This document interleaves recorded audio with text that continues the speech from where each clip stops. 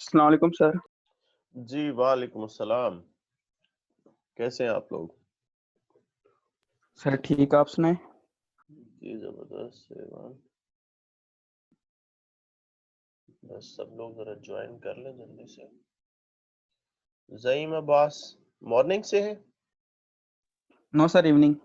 Evening, ठीक है। तो लास्ट तो क्लास आप लोगों ने ली थी? नहीं, लास्ट हमने ली थी, सुबह थी आपकी, वो मिस हो गई थी। ठीक है, चलें वो तो करते हैं। सर उसकी लिंक भेजेंगे आप? चलें वीडियो को ये दोबारा होगी क्लास ना ऑलमोस्ट। चलिए, ओके सर। मतलब ये जो मॉर्निंग वाले बच्चे हैं इन्होंने भी नहीं ली हुई, इनके साथ तो आज ही कांटेक्ट हुआ है, तो इसलिए। सर आई थिंक वो 3 बच्चे प्रेजेंट थे उस क्लास में, जस्ट 3 थे या 4 थे, हाँ ऐसे ही।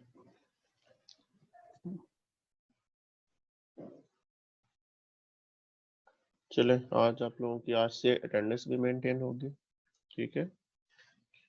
और थोड़ा सा मैनेज करने में इशू होएगा कि मॉर्निंग और इवनिंग मर्ज है, तो फिर एक क्लास हम मॉर्निंग में कहीं रखेंगे और एक इवनिंग में। मॉर्निंग का मैंने ये रखा है कि क्यों ना अपना यार आज मैं तो अटेंडेंस कर लेता हूँ।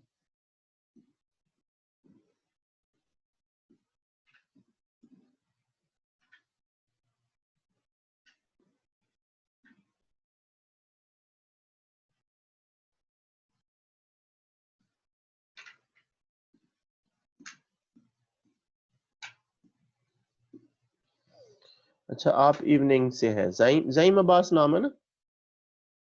जी सर।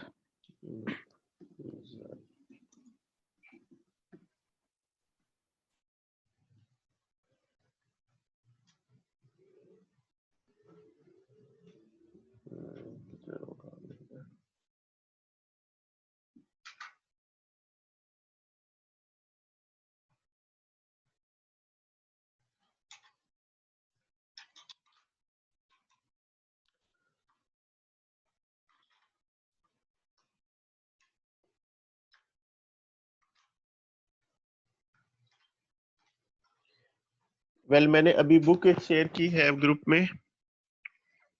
इवनिंग वालों को तो मैंने पहले सेंड कर दी थी, मॉर्निंग वालों को अभी की है, तो वो काइंडली डाउनलोड कर लीजिए। इसी बुक को फॉलो करेंगे हम लोगों को।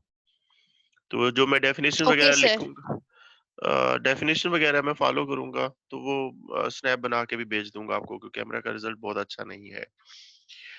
प्लस स्क्रीन शेयर कर देंगे ताकि आप लोग जो है वो उस बुक को फॉलो कर। जो डेफिनेशन है वो तो मैं ऑलमोस्ट खुद से ही लिखवाऊंगा, क्योंकि वहां पे जरा डिटेल्ड एलेबोरेशन होती है, मैंने जरा प्रिसाइज करना है। तो बच्चे थोड़े आ जाएं, तो काइंडली जो टाइम दिया जाए कोशिश करें कि उस पे पहुंच जाएं। एक क्लास जो है, मतलब मैंने तो पर्सनली यही डिसाइड किया था कि इवनिंग वालों की भी जॉब होती है, तो वो सैटरडे को तो कम से कम होते हैं। अब एक आध स्टूडेंट का इशू आ रहा है, जैसे हमारी इवनिंग के सीआर हैं, तो वो नहीं, अदरवाइज मैंने सैटरडे मॉर्निंग 8:30 क्लास रखी हुई है। ठीक है, वैसे भी आप इस्लामाबाद के अंदर, क्या मेरा ख्याल है पंजाब में भी जो है, पंजाब में तो पहले ही नहीं था, तो इस्लामाबाद में भी जो सैटरडे की छुट्टी है वो खत्म हो गई है। तो उस लिहाज से अब ये तो कोई प्ली नहीं पेश करेगा कि सैटरडे जो है हमने सोना होता है। तो 8:30 बजे सब लोग, मैं हूँ तो आप लोगों को भी होना चाहिए। प्लस एक क्लास जो है हम इवनिंग किस दिन डिसाइड करना चाहते हैं, आप लोग बता दीजिए। 7 बजे का टाइम रखेंगे हम क्लास का। जो CR GR है, इवनिंग में तो हमारे CR ही है, नादर से बात हो गई। तो मॉर्निंग में CR कौन है? सर मॉर्निंग में सीआर उमर है। उमर है अभी? नहीं है, चले नो GR। सर अभी नहीं है। तो जी सर। आप बाकी लड़कियां भी 7 बजे, कोई इशू तो नहीं है? No sir. तो किस दिन रखना चाहते हैं? सर हमारी ट्यूसडे वाले दिन कोई क्लास नहीं होती। ट्यूसडे नहीं होती, तो इसी तरह जी से सर। अगर फ्राइडे को ही हो जाए तो प्रॉब्लम तो नहीं, आई थिंक। ये सर फ्राइडे को भी हो जाए, क्योंकि फ्राइडे को भी नहीं होती। ठीक है, तो फिर फ्राइडे ही हम लोग क्लास लेंगे। Okay sir. 7 o'clock, 7 PM, and Saturday morning 8:30 AM। ठीक है, ये हमारा टाइम टेबल होगा। सदीक को मैं कह दूंगा, वो लिख देंगे। चलिए लेट्स स्टार्ट। बुक आप लोगों के पास पहुंच गई है, हम इसी बुक को फॉलो करेंगे। तो प्रोबेबिलिटी, अब वो इंट्रोडक्टरी तो जो हम लोग जरा पैशन से करते हैं वो हो चुका है थोड़ा, तो मैं इनकी डेफिनेशंस वगैरह। प्रोबेबिलिटी, देखिए, where is uncertainty there is probability. Uncertain, देखिए अभी भी जो US इलेक्शन है, न्यूमेरिकल के लिहाज से वो अनसर्टन है कौन जीतेगा, नोबडी नोस। लेकिन जो पीछे ट्रेंड आ रहा था, जो ट्रिजेक्टरी थी, उसके बिहाफ पर प्रेडिक्ट कर रहे हैं कि चूंकि जो बाइडेन की जो ट्रिजेक्टरी है वो अपवर्ड जा रही थी। जब देखा जाए कि पिछले, जब काउंटिंग हो रही थी कुछ स्टेट्स की, निवाडा एंड सम अदर स्टेट्स, तो उनमें ट्रिजेक्टरी जो है वो अपवर्ड थी बाइडेन की। और कुछ स्टेट्स में ट्रम्प की है, तो उनको अगर उस पे कंसिडर किया जाए, और जिनकी इसमें अपवर्ड जा रही थी बाइडेन की, उन्हें देखा जाए, तो फिर उस बिहाफ पर कह रहे हैं कि जो बाइडेन जीत जाएंगे।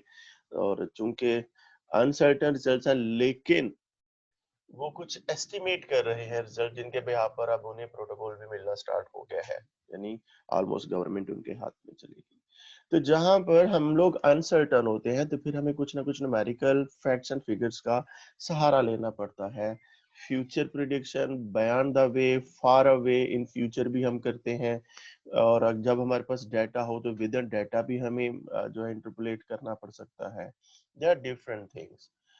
जैसे हमारे पास जो है वो प्रेसिपिटेशन या बारिश की फोरकास्ट जो है वो अक्सर आ रही होती है। तो गौर करें कि जो हमारे पास गेजिंग स्टेशंस हैं वो तो मेन सिटीज में लगे होते हैं, और बहुत सारे छोटे सिटीज ऐसे हैं जहाँ पे गेजिंग स्टेशन है ही नहीं। ठीक है, जहाँ पे मेजर कर रहे होते हैं हम लोग टेम्परेचर, प्रेसिपिटेशन। प्रेसिपिटेशन में सिर्फ बारिश नहीं होती, आपके मोबाइल पे जो आ रही होती है ना प्रिडिक्शन के भी इतने परसेंट चांसेस हैं, तो याद रखें प्रेसिपिटेशन जो है वो वहाँ पे रेन नहीं लिखा होता, जिससे हमारा सिर्फ बारिश नहीं है। फिर आप लोगों को ये खैर मजीद क्लियर करेंगे कभी। सो जहाँ पे नहीं है जहाँ की हमारे पास डेटा ही नहीं आ रहा, तो वहाँ के मुतालिक अगर फोरकास्ट करनी है तो कैसे करेंगे? तो जो आसपास की स्टेशंस होते हैं उस डेटा के बिहाफ पर हम उसके बारे में एस्टिमेट कर लेते हैं, प्रिडिक्ट कर लेते हैं। तो प्रोडिक्शन, फोरकास्टिंग सिमिलर थिंग्स है। फोरकास्टिंग में बियॉन्ड टाइम अक्सर नोट करते हैं चीजों को। सो कहने का मतलब ये है कि जब हम अनसर्टन होते हैं, when we are facing uncertainty, then we need some numerical measure of this uncertainty. Where we are uncertain, we are uncertain about anything in this universe except Allah. Only Allah have certainty. वो हमेशा से है, हमेशा रहेंगे, बाकी हर चीज वाल पजीर है. So we need to estimate it, we need to quantify it.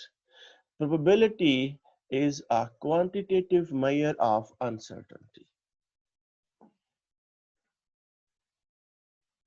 आप लोग अपने पास जो है वो काइंडली रखिए बॉल पॉइंट और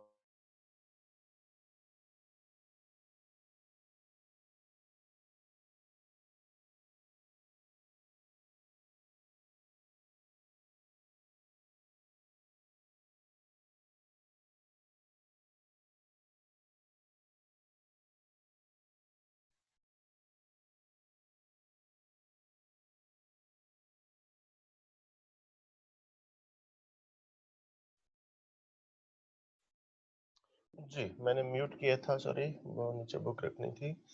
a quantitative, excuse me sir, कैमरे की फोकस ठीक नहीं है, क्लियर नजर नहीं आ रहा. यार ये ऐसे करना पड़ेगा, आप लोग इसीलिए सुनते जाओ लिखते जाओ साथ ना, तो मैं ये आपको बाद में स्नैप भेज दूंगा. चलो अब ठीक हो गया जहाँ सर, फोकस थैंक मैंने किया हुआ था बच्चों ने छेड़ दी, अब क्या करूं, किसी चीज पे लगा रहूंगा तो मसाइल हो जाएंगे, हम असल चीज मिस कर जाएंगे. मैं लिख इसलिए नहीं रहा कि आपको नजर आए राइट नाउ, आप लोग सुने और लिखें, ठीक है. प्लस मैं जूम कर दूंगा जहां पे ज्यादा जरूरत होगी, लाइक दैट, ठीक है. अ क्वांटिटेटिव मेजर ऑफ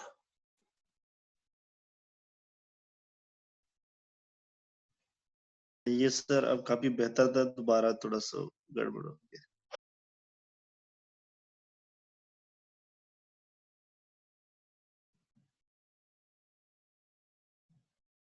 अच्छा आप लोग काइंडली अपने ओरिजिनल नेम, ठीक है, ये मैंने थोड़ा क्लियर करना था.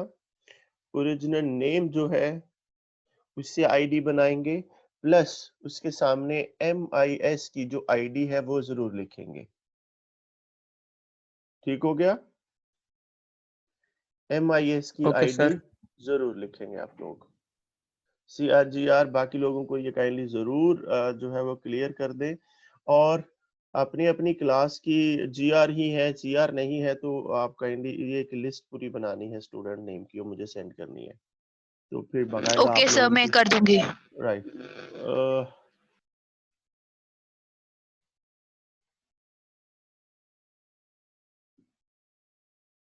वेल, चलें जी. Quantitative measure of uncertainty is known as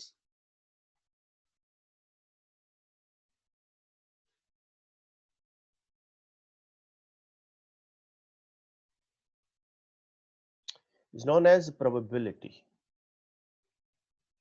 Quantitative measure of uncertainty is known as probability. अब इसी को कैलकुलेट करने के लिए फर्दर हमें छोटी छोटी डेफिनेशंस का सहारा लेना पड़ेगा. उन डेफिनेशंस पे रिलाय करते हैं. जैसे सिंपली एक्सपेरिमेंट तो सब लोग जानते हैं. What is experiment?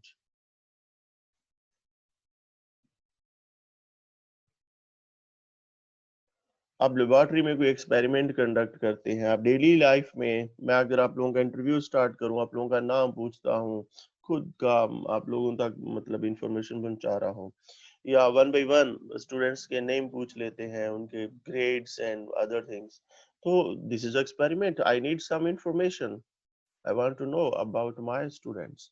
So any planned activity which result us some set of information.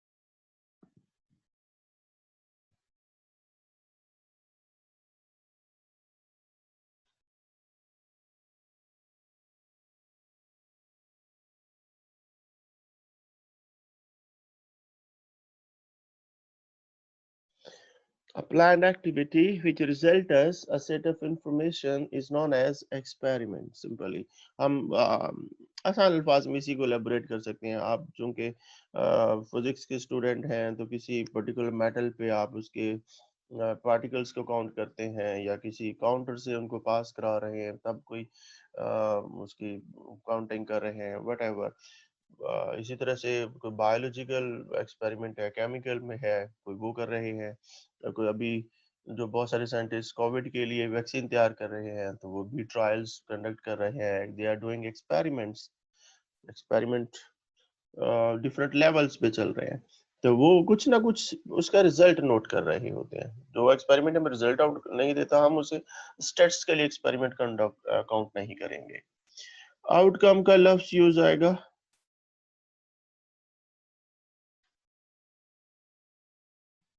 result of experiment.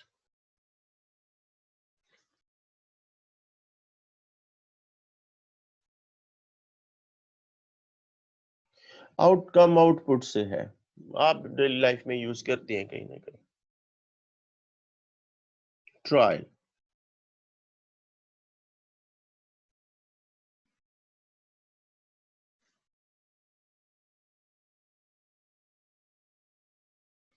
Performance of experiment is known as trial. तो हम जो रेपिटेशन एक्सपेरिमेंट की बजाय ट्रायल के नाम से ही याद रखेंगे अमूमन.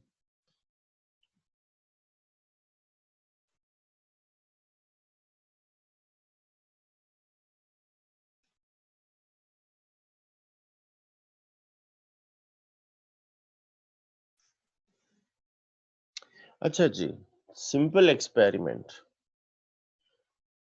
एंड रैंडम एक्सपेरिमेंट, इन दोनों में पहले तो हम एलेबोरेट करते हैं कि फर्क क्या है, एंड देन हम इसकी डेफिनेशन लिखवाते हैं आपको. जी, मैंने अभी अनम्यूट किया क्योंकि मैं जरा कॉन्सेंट्रेशन से लिखना चाह रहा था. सपोज हमारे पास जी दानिश जफर है, वो मेरे सामने नाम आ रहा है. Are you listening?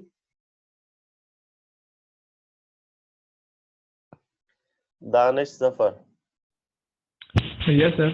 हाँ, आवाज थोड़ी सी कम रखा करें यार, ये कान में बहुत ज्यादा शोर करता है. आपके पिछले सेमेस्टर में जीपीए क्या रहा? सर अभी रिजल्ट नहीं आया, जो अभी सेमेस्टर पेपर दिए हैं इनका रिजल्ट चलो नहीं मिला. उससे पिछले का बता दें. सर उसमें 3.47. 3.47. ठीक है. मैं दानिश के मुतालिक जानना चाह रहा था जी कि इनका सीजीपीए क्या है, तो इन्होंने मुझे रिस्पॉन्ड किया. मेरे पास एक न्यूमेरिकल रिकॉर्डिंग आ गई, इनका सीजीपीए है 3.47 या 46 भी इस तरह से बता रहे थे. ठीक है. This is a experiment. मैंने इनसे नाम पूछा, फिर इनसे इनका सीजीपीए पूछा, इन्होंने मुझे रिस्पॉन्ड किया. मेरे पास एक न्यूमेरिकल रिकॉर्डिंग आ गई. This is the outcome of that particular experiment. ये एक एक्सपेरिमेंट तो था बट रैंडम एक्सपेरिमेंट नहीं था. क्यों? मैं दानिश से नेक्स्ट टाइम अगर सीजीपीए पूछूंगा तो इसका रिजल्ट यही होगा ना दानिश, कुछ और तो नहीं होगा, क्योंकि इसका एक ही रिजल्ट है, इसकी एक ही आउटकम है. तो रैंडमनेस के लिए कम से कम 2 रिजल्ट्स चाहिए होंगे हमें. ये चीज तो क्लियर हो गई. फिर सेकंड उसकी जजमेंट के लिए ये है कि हम उसके रिजल्ट को पहले से ना बता सके कि अब की बार क्या आएगा. जिस एक्सपेरिमेंट के रिजल्ट को हम पहले से प्रेडिक्ट कर लें वो रैंडम नहीं रहेगा.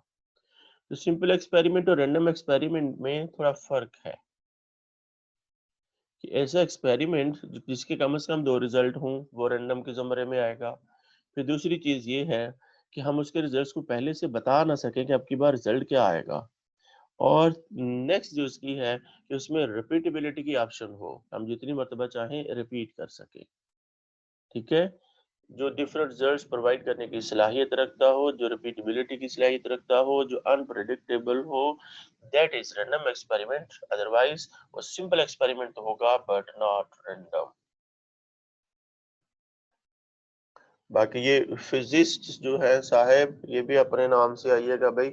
नेक्स्ट टाइम मैं जो भी एडमिट होएगा वहां पे यहाँ पे मार्क करूंगा, लेकिन मैं आखिरी क्लास के एंड पे अगेन मार्क करूंगा अटेंडेंस. जो लोग जो है जा चुके होंगे या बिल्कुल एंड पे भी ज्वाइनिंग नहीं होगी क्लास की, काइंडली ये चीज नोट कर लें, आपको बड़े टाइम पे क्लास के लिए आना पड़ेगा।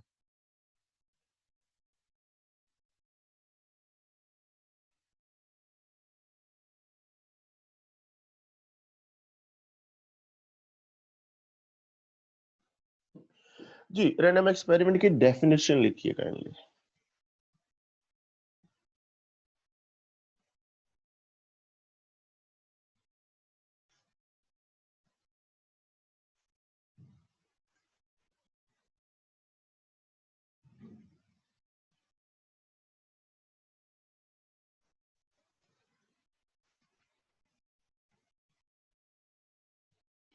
An experiment which can produce different outcomes, although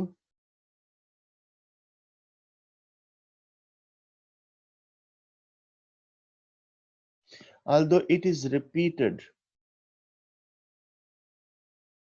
under identical conditions. An experiment which can produce different outcomes, although it is repeated under identical conditions, is known as random experiment. For example,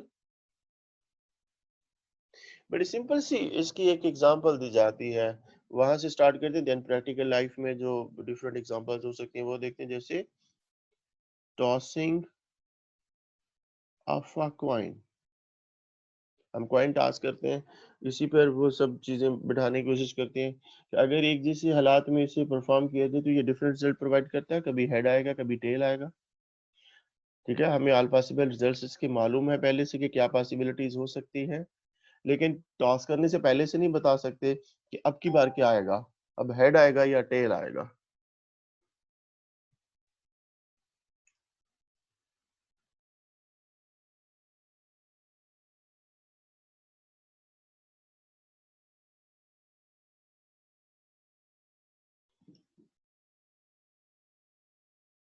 rolling of a dice,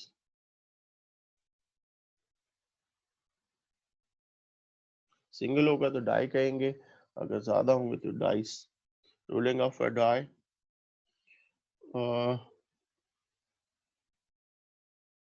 result of a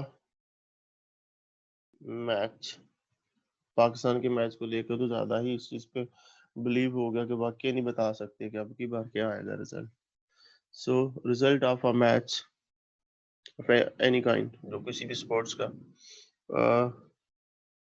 numerical result of a ball in a cricket match. क्या possible results हो सकते हैं? Wicket dot 1 2 3 4 5 6 7 तक results आ सकते हैं अमूमन। ठीक है, तो हमें पता है कि किसी बॉल के यही पॉसिबल रिजल्ट्स होंगे न्यूमेरिकली। वो कैसे कैसे होंगे वो नहीं मैटर करता कि स्कोर बोर्ड पे क्या आता है। ठीक है, लेकिन अब की बार क्या आएगा ये नहीं बता सकते पहले से। ठीक है, they are different examples of a random experiment. Hope so आप लोगों को ये चीज क्लियर होगा। An experiment which can produce different outcomes although it is repeated under identical conditions. For example, tossing of a coin, rolling of a die, result of a match, result of a ball in a cricket match, and so on. There are so many examples. Further हम लोग काफी पढ़ेंगे ये सब। इसे जज करने के लिए हमारे पास कुछ प्रॉपर्टीज होती हैं, तो हम कहेंगे प्रॉपर्टीज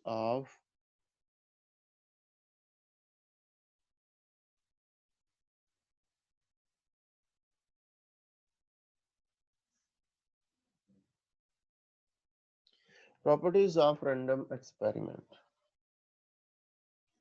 सबसे पहली,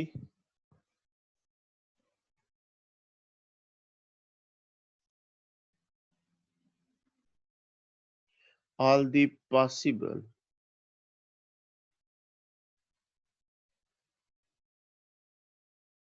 outcomes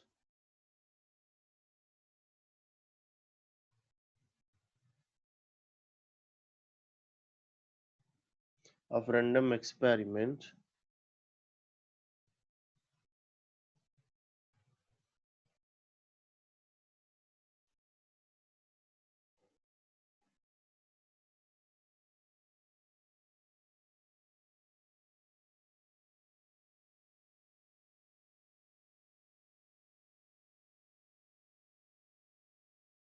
रैंडम एक्सपेरिमेंट को आर ही एब्रीवेट कर देंगे हम लोग, ठीक है। Outcomes of random experiment cannot be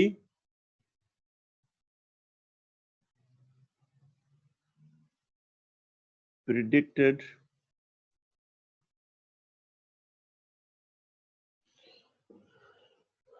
outcomes of random experiment cannot be predicted in advance, ठीक है। और इसकी एक थर्ड भी आउटकम है, सॉरी प्रॉपर्टी है,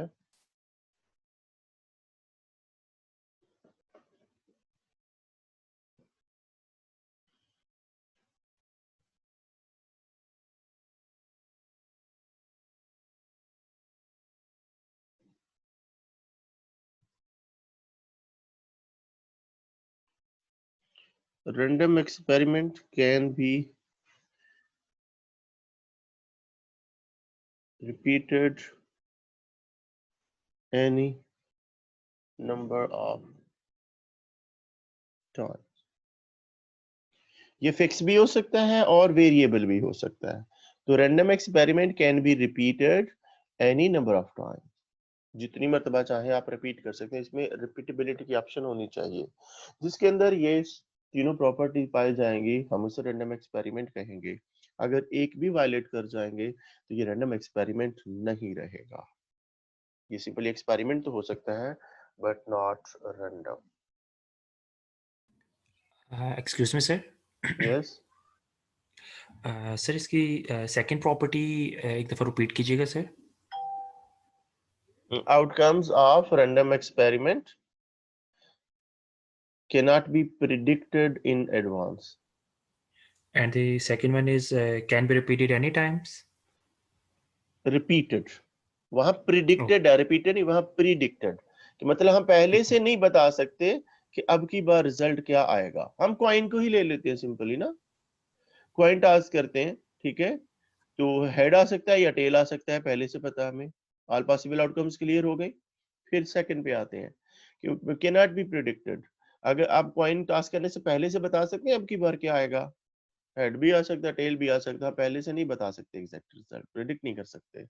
और लास्ट वाली है कि जितनी मर्तबा चाहे रिपीट कर सकते हैं। आप पेपर में अपीयर होते हैं, पॉसिबल ग्रेड्स हैं आपके, ठीक है। तमाम पॉसिबल आउटकम्स हमें पता है कि क्या क्या ग्रेड्स आ सकते हैं। अपीयर होने से पहले नहीं बता सकते कि भाई अब की बार रिजल्ट क्या आएगा। अपीयर हो गए फिर तो ऑब्जर्वेशन होगी ना, ठीक है। आप फिर तो आपको आइडिया क्लियर है कि अब की बार क्या आने वाला है रिजल्ट मेरा। तो हम देखिए अभी तक जितना भी है, हम कुछ काम करने से पहले से जानना चाहते हैं किसी चीज के मतलब। आप किसी बिजनेस में इन्वेस्ट करना चाहते हैं तो पहले से जानना चाहते हैं कि ये प्रॉफिटेबल होगा या नहीं होगा।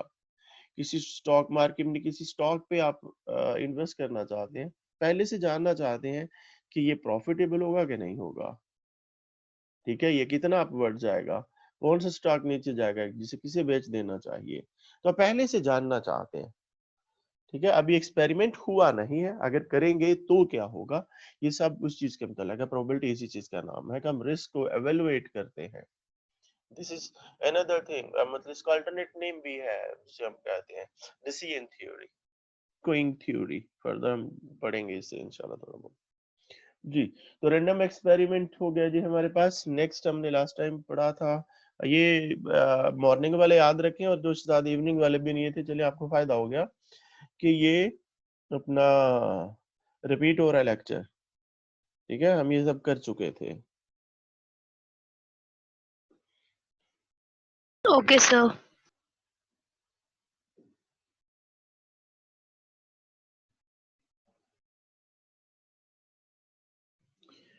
जी हेडिंग दीजिए sample space.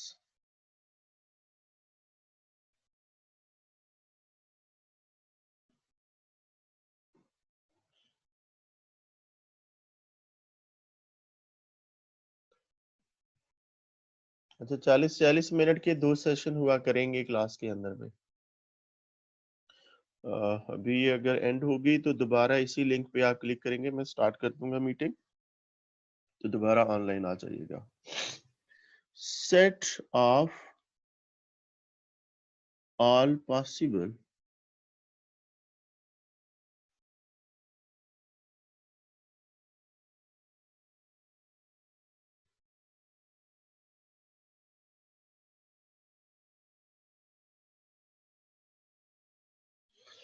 set of all possible outcomes of a random experiment is known as sample space.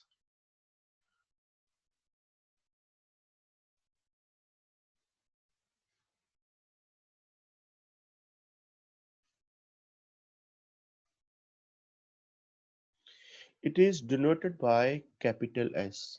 Advance level पे ओमेगा, जिसे आप ओम से करते हैं, ये भी इसके लिए यूज होता है स्ट्रेसेस के अंदर सैंपल स्पेस के लिए। तो ये जरा एडवांस नोटेशन है, हम लोग इसी को फॉलो करेंगे, ठीक है। कैपिटल ऐसे ही हम लोग डिनोट करेंगे। तो जब sample, this is a set, याद रखिए, ठीक है। हम इसी सेट की फॉर्म में लिखेंगे, सेट थ्योरी थोड़ी बहुत यहाँ पे यूज होगी। तो जब कोई भी रैंडम एक्सपेरिमेंट कंडक्ट कर रहे हैं तो वो लिखेंगे जैसे टॉसिंग ऑफ अ कॉइन। ये क्या, हमने एलेबोरेट किया, एक रैंडम एक्सपेरिमेंट कंडक्ट कर रहे हैं, तो हमने लिख दिया ऊपर, ठीक है। अब इसकी क्या पॉसिबल आउटकम्स है, या तो हेड आ सकता है या टेल आ सकता है। These are two possible outcomes. This is not sample space. जब कोई भी आप रैंडम एक्सपेरिमेंट कंडक्ट कर रहे हैं तो नेक्स्ट गोल होता है हमारा, हम उसकी सैंपल स्पेस बनाएं। तो ये सिंपली पॉसिबल आउटकम्स तो लिखी, लेकिन सैंपल स्पेस नहीं है। जब हम इसे एक सेट की फॉर्म में लिख लेंगे, सेट जो है आपको आइडिया है कि हम ब्रेसेस की फॉर्म में लिखते हैं, this is a random experiment and it is denoted by capital S, this is now our sample space. तो हमने एक रैंडम एक्सपेरिमेंट कंडक्ट किया और फिर उसकी सैंपल स्पेस बनाई। हम एक और करते हैं जी, tossing of a coin twice. Sorry, हम एक कॉइन को 2 मरतबा टॉस करते हैं, या 2 कॉइन को एट वंस, एक ही रैंडम एक्सपेरिमेंट बनता है। अब इसकी क्या पॉसिबल आउटकम्स हो सकती है, बड़ी जनरल सी इलस्ट्रेशन है कि पहले पे हेड आ सकता है, दूसरे कॉइन पे भी हेड आ सकता है, या पहले कॉइन पे हेड और दूसरे पे टेल, या पहले पे टेल और दूसरे पे हेड, या पहले पे टेल और दूसरे पे tail. This is a sample space, this is so simple.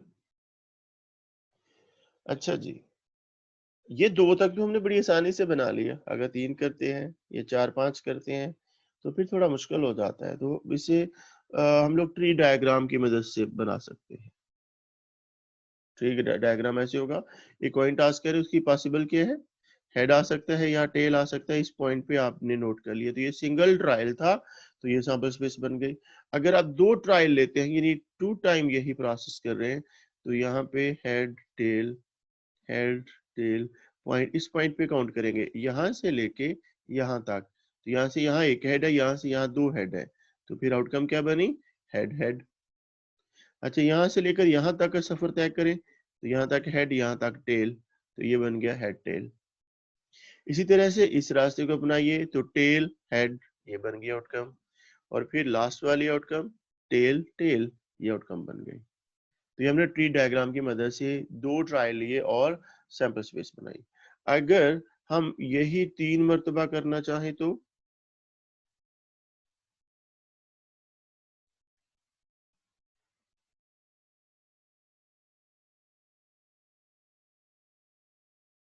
क्या पॉसिबिलिटीज हो सकती है। मैं तो डायरेक्ट बना सकता हूँ इजीली, लेकिन हम आप लोगों को ट्री डायग्राम की मदद से चलते हैं। तो फिर यहाँ पे एक और ट्रायल लेना पड़ेगा, head tail head tail head tail head tail. इस पॉइंट पे काउंट कीजिए, तो आउटकम बनती है हेड हेड हेड। यहाँ पे क्या आउटकम बनेगी? Head head tail. यहाँ पे क्या आउटकम बनेगी? Head tail head. और यहाँ पे आउटकम क्या बन रही है?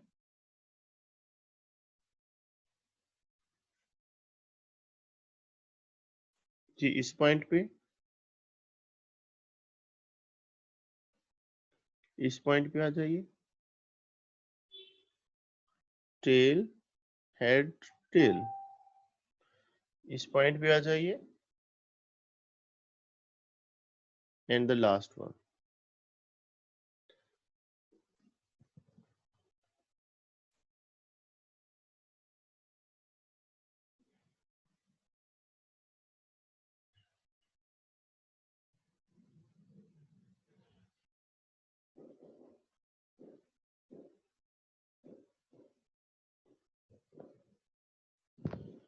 जी यहाँ तक डिफिकल्टी तो नहीं है। इसकी ब्रांचेस जहां तक चाहे आप बढ़ा सकते हैं, जितना ट्रायल लेना चाहें ले सकते हैं।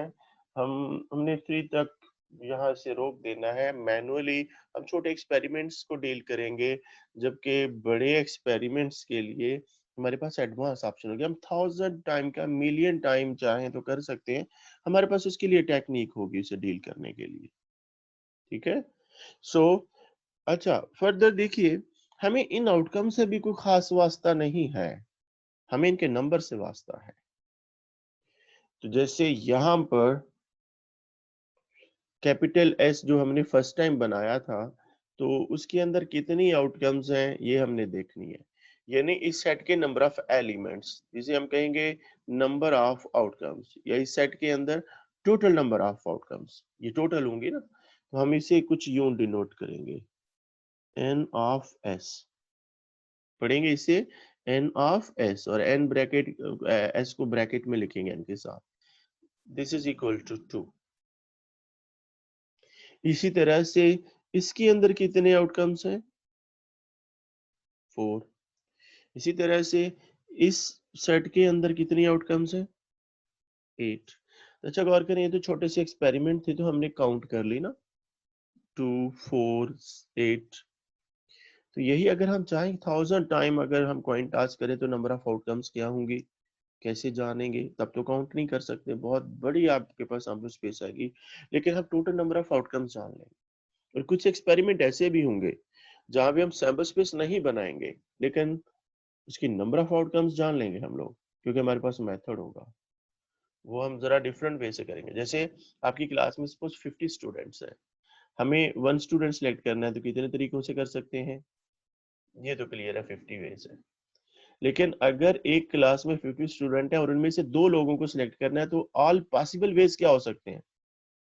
यस, यूँ समझ लीजिए कि आपके पास लैब में 50 कंप्यूटर्स हैं और किसी एक 2 कंप्यूटर्स को अरेंजमेंट करनी है, 2-2 की, तो कितने तरीके हैं उन्हें अरेंज करने के? हमारे पास मेथड होगा जिससे हम ये जान लेंगे। We are running out of time, तो मैं एंड कर रहा हूँ मीटिंग, और नई मीटिंग जो है वो अगेन साथ ही स्टार्ट भी कर रहा हूँ।